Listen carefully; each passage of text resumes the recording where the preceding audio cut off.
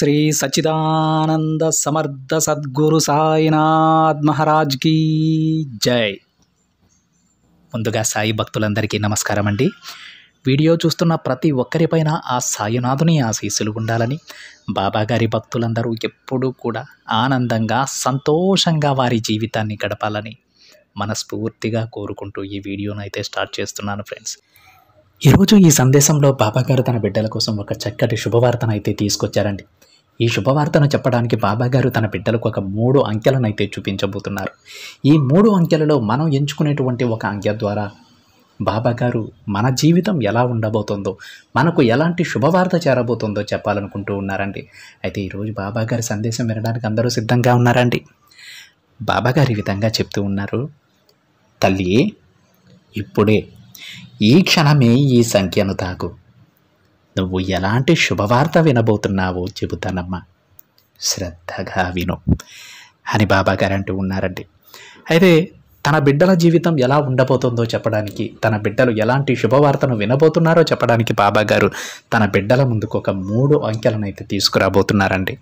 వీటిల్లో మీ మనసులో ఏదైతే ఎంచుకోవాలనిపిస్తుందో ఆ అంకెను ఎంచుకోవడం ద్వారా మీకు ఎలాంటి శుభవార్త బాబాగారు ప్రసాదించబోతున్నారు, శ్రద్ధగా వినండి ఫ్రెండ్. బాబాగారు మనకు చూపించినటువంటి 3 నంబర్లలో 5, 7, 9 అనేటువంటి నంబర్లు ఉన్నాయని మనం చూసామండి. అదేవిధంగా దీనికి ముందు వీడియోలో 5వ నంబర్ని ఏ బిడ్డలైతే ఎంచుకున్నారో ఆ బిడ్డల గురించి బాబాగారు ఏం చెప్పారో కూడా మనం తెలుసుకున్నాం. ఇక మనకు తెలుసుకోవాల్సింది 2 నంబర్ల గురించి అండి. ఈ 2 నంబర్లు ఎవరైతే ఎంచుకున్నారో ఆ బిడ్డల గురించి బాబాగారు ఈ సాయంత్రం చెప్పబోతూ ఉన్నారు. మరి ఇక 5 తర్వాత 7వ నంబర్ని ఏ బిడ్డలైతే ఎంచుకున్నారో వారి గురించి బాబాగారు ఈ విధంగా చెప్తూ ఉన్నారండి.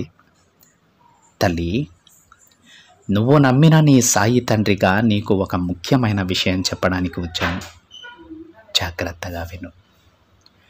చూడు బిడ్డ, నాకు పేద ధనిక అన్న తేడా ఏమాత్రం లేదమ్మా. పేదవారికైతే ఎలా ఎత్తుకు ఎదగాలో నేను చూపుతాను. అదే ధనికులకైతే పేదవారికి ఎలా సాయం చేయాలో నేర్పుతాను. ఈ విధంగా ఇద్దరి మధ్య అన్యోన్యత పెంచి ఏ ఒక్కరూ కష్టపడకుండా చూసుకుంటానమ్మా. నా దృష్టిలో అందరూ సమానమే. మంచివారు చెడ్డవారు అన్న భేదం కూడా లేదు. ఎందుకంటే తల్లి, నేను నీ తల్లిదండ్రుల స్థానంలో నిలబడి మంచి పనులు చేసేవారిని ప్రోత్సహించడం, అలానే చెడ్డ పనులు చేసేవారిని దండించి వారిని దారిలో పెట్టే బాధ్యత కూడా నాదే. అవసరమైతే శిక్ష కూడా వేస్తానమ్మా. మానవులైన పశుపక్షాదులైన అందరూ నా బిడ్డలే కదా. వారి వారి పాపకర్మలను బట్టి వారు జన్మిస్తారు. అలానే వారి జీవితం కూడా ఉంటుందమ్మా. ఎందుకంటే వారి ముందు జన్మలో వారు ఇతరులకు ఎంత సంతోషమిచ్చారు, ఎంత బాధ పెట్టారో అవే ఇప్పుడు తిరిగి అనుభవించాల్సి వస్తుంది. ఇక మీ కర్మలన్నీ తీసుకుని మీకు మంచి జీవితాన్ని నేను అందిస్తాను బిడ్డ. ఆ విషయం చెప్పడానికే వచ్చాను. నువ్వు దేని గురించి దిగులు పడాల్సిన పని లేదు. ఇకపై అంతా నేనే చూసుకుంటాను. చూడమ్మా, కొందరు నా లీలలు తెలుసుకుని వారి పాపకర్మలను, కొన్ని పుణ్యాలు చేసి పోగొట్టుకుంటారు.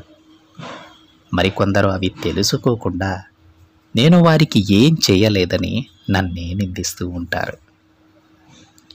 నీ ఆపద సమయంలో నువ్వు బయటపడటానికి నేను దారిని చూపుతూనే ఉంటాను తల్లి. నువ్వు ఆ దారిని తెలుసుకుంటే నీ జీవితం అత్యద్భుతంగా ఉంటుంది. దానికోసం నేనిచ్చే ప్రతి సందేశంలో నీ పరిష్కార మార్గాల కోసం వెతుకుతూ ఉండాలి. తప్పకుండా అందులో నీకు సమాధానం దొరుకుతుంది బిడ్డ. నువ్వు నా దగ్గర ఎన్నో ప్రార్థనలు పెడతావు కదా తల్లి. ప్రతి ప్రార్థనకు నేను తరువాత రోజు సమాధానం ఇస్తాను. కానీ నువ్వు అది గుర్తించగలగాలి. కాస్త గమనంగా ఉండు. అన్నీ నీకు అనుకూలంగానే ఉంటాయి తల్లి. నేను చెబుతున్నాను కదా. ఈరోజు 7 అనే నంబర్ని నువ్వు ఎంచుకున్నావు కదా తల్లి. అందుకోసమే నా బిడ్డ మనసులో ఏముందో చెప్పడానికే వచ్చాను. నీ కష్టాలకు కారణమేంటో చెప్పడానికే వచ్చానమ్మా. నీ బాబా చెప్పినట్టు ఎవరు ఏ పని చేసినా అందులో వారి పాపకర్మలు తప్పకుండా ఉంటాయి. నేను నీకు చెప్పిన విధంగానే నువ్వు కొన్ని పుణ్యాలు చేసి ఆ పాపకర్మలను తొలగించుకోవాలి బిడ్డ. అర్థమవుతుందా తల్లి? నువ్వు నా మాటలు గుర్తించకుండా పెడచెవిన పెట్టకుండా నీ బాబా చెప్పినట్టు చెయ్యమ్మా. ఈ ఒక్కసారి నీ బాబా మాట విను. అతి త్వరలోనే నువ్వు నీ కష్టాల నుంచి బయటపడతావు. అతి త్వరలోనే నీకు ఒక అందమైన భవిష్యత్తు రాసిపెట్టి ఉందమ్మా. కోల్పోవద్దు తల్లి. నువ్వు ఎక్కడ దానిని దూరం చేసుకుంటావో అన్న ఆవేదనతో ఇంత త్వరగా నీ ముందుకొచ్చానమ్మా. జాగ్రత్త బిడ్డ. నీ బాబా చూపిన మార్గంలో నడు అని బాబాగారు అంటూ ఉన్నారండి.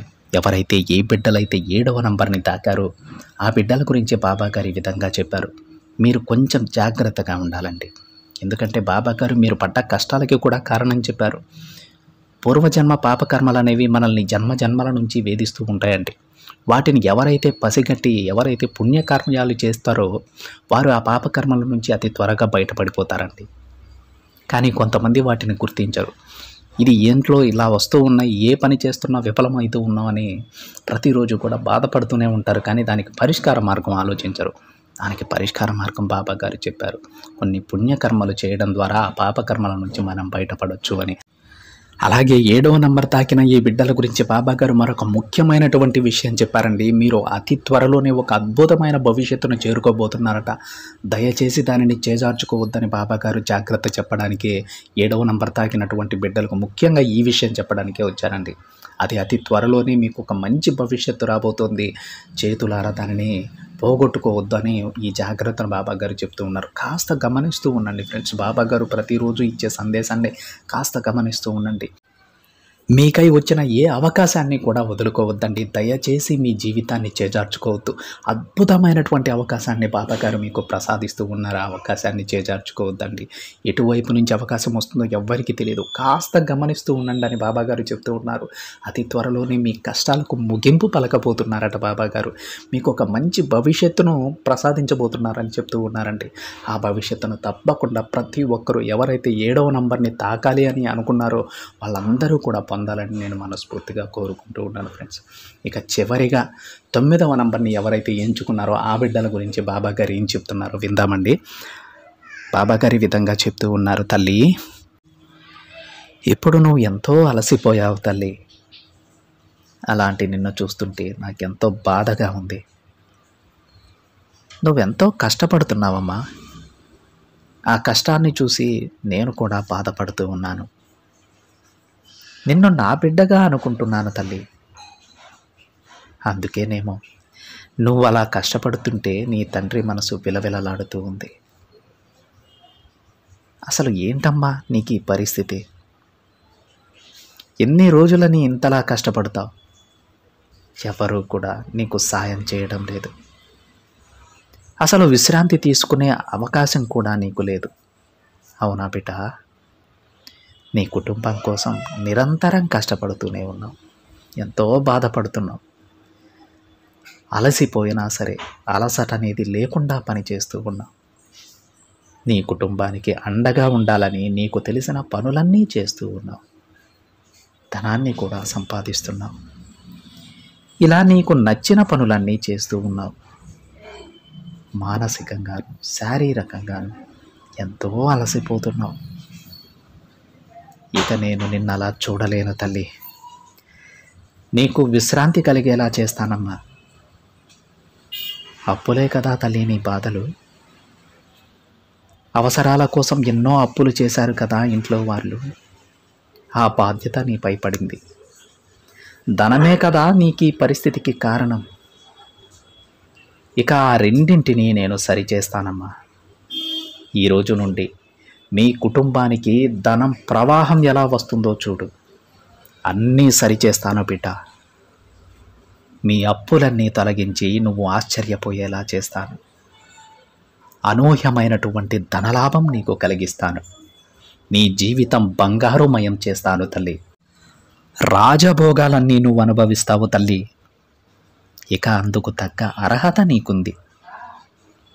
నీ బంధం ఆరోగ్యం కూడా కుదుట పడుతుందమ్మా. పిల్లల భవిష్యత్తు ఎంత అద్భుతంగా ఉంటుందో తెలుసా తల్లి? నువ్వే ఆశ్చర్యపోతావు. అసలు ఈ జీవితం నాదేనా అని నువ్వే ఆశ్చర్యపోతావు. ఇది నీకు ఈ బాబా ఇస్తున్న బహుమతి బిడ్డ. నా బిడ్డకు నేనిచ్చుకుంటున్నటువంటి బహుమతి. 1 కాదు 2 కాదు తల్లి. నువ్వు ఆనందంగా ఉండేందుకు అన్ని పనులు నేనే చేస్తాను. నువ్వు కోరినవన్నీ నీకు చేరుతాయి బిడ్డ. అలా చేరుతూనే ఉంటాయి. ఇక నీకు అదృష్టం పడుతుందమ్మా. ఇవన్నీ నేనేమీ ఊరికే ఇవ్వడం లేదులే. ఇన్ని రోజులు పడరాని పాటలు పడ్డావు కదా తల్లి. ఎన్నో కష్టాలు చూసావు కదా, ఎన్నో సమస్యలు ఎదుర్కొన్నావు. కానీ నీ మార్గాన్ని నువ్వు తప్పలేదు. మీ బాబాపై నమ్మకాన్ని నువ్వు కోల్పోలేదు. వీటన్నింటికీ నువ్వు గెలుచుకున్న బహుమతే ఈ జీవితం. నీ సహనానికి నేను ఇచ్చే బహుమతే ఈ జీవితం. ఇక సంతోషంగా ఉండమ్మా. నీ పూర్తి బాధ్యత ఈ తండ్రి తీసుకుంటున్నాడు. ఇక నీ కంటి నిండు కారే కన్నీరు ఆనంద బాష్పాలే అవుతాయి తప్ప బాధతో కాచే కన్నీరు ఎప్పటికీ కాదు. ధైర్యంగా ఉండు. నేను మాట ఇస్తున్నాను తల్లి, నీకు అంతా శుభమే చేస్తాను. నీతో పాటు నీ కుటుంబం కూడా ఎంతో సంతోషంగా ఉంటుంది. ఇదే కదా నువ్వు కోరుకున్నావు. నీ కుటుంబం బాగుండాలనే కదా ఇంత కష్టపడ్డావు. వారు సంతోషంగా ఉండాలనే కదా ఇన్ని అప్పులు చేశావు. అవన్నీ నెరవేరుస్తాను. నీ అప్పులన్నీ తీర్చుకొని 10 మందికి సహాయం చేసే స్థితికి నిన్ను తీసుకెళ్తానమ్మా. చెప్పాను కదా తల్లి, ఆశ్చర్యపోతావు. నీ జీవితాన్ని చూసి నువ్వే ఆశ్చర్యపోతావు. అసలు ఈ జీవితం నాదేనా అన్నట్లు ఆశ్చర్యపోతావు. ఎదురు చూస్తూ ఉండు. అతి కొద్ది రోజులలోనే నీ జీవితం మారబోతోంది బిడ్డ. నీ బాబా దగ్గరికి ధన్యవాదాలు చెప్పడానికి వస్తావమ్మా. నీ కోరికలు అడగడానికి కాదు, నా కోరికలు తీర్చినందుకు ధన్యవాదాలు బాబా అని చెప్పడానికి వస్తావు. నీ రాక కోసం నేను కూడా ఎదురు చూస్తూ ఉంటాను అని బాబాగారు అంటూ ఉన్నారండి. ఎవరైతే ఏ బిడ్డలైతే 9వ నంబర్ని ఎంచుకున్నారో ఆ బిడ్డల గురించి బాబాగారు ఈ విధంగా ఇంత చక్కటి శుభవార్తలు చెప్పారు. అయితే ఈ బిడ్డలు ఎలా అంటే వారంటే ఎంత కష్టాలు అనుభవించారంటే, ఎలాంటి సమస్యలు ఎదుర్కొన్నారంటే బాబాగారికే కంటి నుండి కన్నీరు కారినాయని చెప్తూ ఉన్నారండి. తల్లి, నువ్వు ఇంతలా కష్టపడుతూ ఉంటే నా కళ్ళల్లో నీరు కారుతుందమ్మా. బహుశా నీకు నాకు మధ్య ఉన్న ఈ బంధం కావచ్చు. ఈ తల్లిదండ్రి బంధం వల్ల నువ్వు కష్టపడుతుంటే నా కంటి నుండి కన్నీరు కారవచ్చు. అందుకే బిడ్డ, ఇక ఆ కష్టాలు నేను చూడలేనమ్మా. ఇన్ని రోజులు నువ్వు పడ్డ కష్టానికి, నువ్వు చూపించిన శ్రద్ధ సబూరికి నేను ఇస్తున్న బహుమతి ఏంటో తెలుసా తల్లి? అద్భుతమైనటువంటి భవిష్యత్తును నీకు ప్రసాదించబోతున్నాను. నువ్వు నీ కుటుంబం కోసం ఎన్నో అప్పులు చేశావు కదమ్మా. అవి తీరడానికి మార్గాన్ని నేను చూపించబోతున్నాను. అతి త్వరలోనే నీ అప్పులన్నీ తీరి 10 మందికి సహాయం చేసే స్థితిలో నేను నిలబెడతానని బాబాగారు చెప్తూ ఉన్నారంటే ఇంతకంటే అదృష్టం ఉంటుందా? బాబాగారు అది తన బిడ్డలకు మరొక విషయం కూడా చెప్తున్నారు. నేను ఊరక ఇవ్వడం లేదు, అది నీకు ఇన్ని రోజుల నుంచి నువ్వు చూపినటువంటి ఈ సహనానికి, శ్రద్ధ సబూరికి, నువ్వు పడ్డ కష్టానికి, ఎదుర్కొన్న సమస్యలకు, ఇవన్నీ ఎదురైనా సరే నువ్వు నాపై నమ్మకాన్ని కోల్పోలేదు తల్లి. నీ మార్గాన్ని తప్పలేదు తల్లి. నేను ఎటువైపు నడవమంటే అటువైపే నడిచావు. అది ఎంత కష్టంగా ఉన్నా సరే ఆ వైపే నడిచావు. వీటన్నింటికి ఈ తండ్రి నీకు ఇస్తున్న బహుమతి అది అని అంటూ ఉన్నారు. చూసారండి, బాబాగారు ఇంత అదృష్టాన్ని తన బిడ్డలకు ప్రసాదిస్తూ కూడా మొత్తం క్రెడిట్ అంతా బిడ్డలకే ఇస్తూ ఉన్నారు. నువ్వు ఇలా ఉండటం వల్ల నువ్వు గెలుచుకున్న బహుమతి తల్లి, నేను ఇచ్చింది కాదు అని బాబాగారు నాది ఏమీ లేదని చెప్పేస్తూ ఉన్నారు. దీంట్లో నా ప్రమేయం ఏమీ లేదు. నువ్వు గెలుచుకున్నావు తల్లి. నీ మంచి మనసు ద్వారా ఈ బాబా దగ్గర నుంచి నువ్వు గెలుచుకున్న మంచి భవిష్యత్తు అదని మొత్తం ఆ క్రెడిట్ అంతా, గొప్పతనం అంతా కూడా తన బిడ్డలకే ఇచ్చేస్తూ ఉన్నారు. బాబాగారి మనసు అలా ఉంటుందండి. ఆ తండ్రి ప్రేమ అలా ఉంటుంది తన బిడ్డల మీద. ఏ బిడ్డలైతే 9వ నంబర్ని ఎంచుకున్నారో మీరందరూ సిద్ధంగా ఉండాలండి. ఎందుకంటే బాబా గారు చెప్తూ ఉన్నారు, అతి త్వరలోనే మీరు నా దగ్గరికి వస్తారు. మీరు ప్రతిరోజు నా దగ్గరికి వస్తారమ్మా, కాకపోతే మీ కోరికలు నాకు చెప్పుకోవడానికి వస్తారు. కానీ ఈసారి ఎందుకు వస్తారో తెలుసా? ధన్యవాదాలు చెప్పడానికి వస్తారు అని బాబా గారు అంటూ ఉన్నారండి. బాబా, నా కోరికలన్నీ నెరవేరిపోయాయి తండ్రి, మీకు ధన్యవాదాలు. మీరు చెప్పినట్టు ప్రతి కోరిక నెరవేర్చారు బాబా అని చెప్పి సంతోషపడడానికి మీరు ఈసారి బాబా గారి కోవెలకు వెళ్తారు. ఆ రోజు అతి త్వరలోనే రానుందమ్మా అని బాబా గారు అంటూ ఉన్నారు. ప్రతి ఒక్కరూ సిద్ధంగా ఉండండి బాబా గారికి ధన్యవాదాలు చెప్పడానికి. బాబా, ఇంత గొప్ప భవిష్యత్తు ఇచ్చిన నీకు ఎలా కృతజ్ఞతలు చెప్పాలో నాకు మాటలు రావడం లేదు తండ్రి అని మీ ఆనందాన్ని బాబా గారితో మాటల్లో చెప్పుకోలేక ఉక్కిరి బిక్కిరైపోతారండి. ఆ రోజు అతి దగ్గరలోనే ఉంది ఫ్రెండ్స్.